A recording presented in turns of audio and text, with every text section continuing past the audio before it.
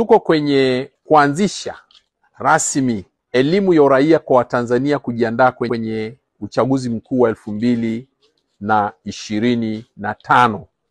Lengo ni kuwashirikisha wananchi wote umuhimu wa uchaguzi mkuu na ushiriki kila mtu kwa mujibu wa sheria wa uchaguzi mkuu wa 2025 katika ngazi zote ambazo tunajua zinahusika na uchaguzi mkuu. Naanza ngazi za kata, jimbo na taifa. Tumeona pia elimu ya uraia, watu kujipatia maarifa, nyenzo na kujenga tabia za kuweza kushiriki katika uchaguzi ulio huru, haki na wa kuaminika zinahitajika sana.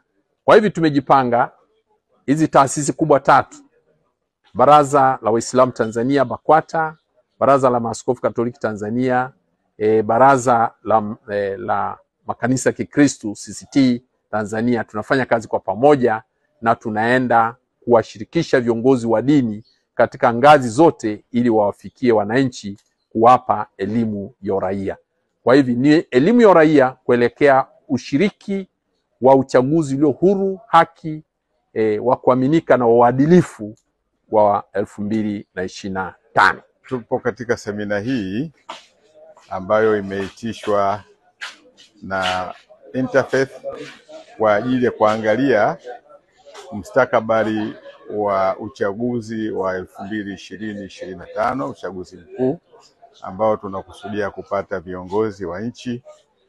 Lakini katika semina hii tunapeana maarifa namna gani ya kuhakikisha kwamba tunapata viongozi ambao wanaendana na maadili ya kumjua na kuamini kwamba kuchaguliwa kwao si kwa uwezo wao, isipokuwa wamepatikana kutokana na uwezo wa Mwenyezi Mungu, ndio amewapa nafasi hii.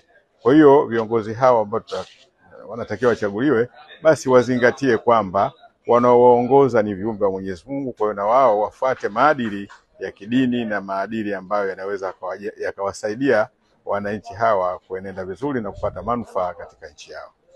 Mafunzo yana manufaa mazuri kwa wakati huu, kwa sababu ili nchi iweze kupiga hatua lazima viongozi wanaopatikana wawe viongozi wale ambao wanamtambua Mwenyezi Mungu na uumba wake.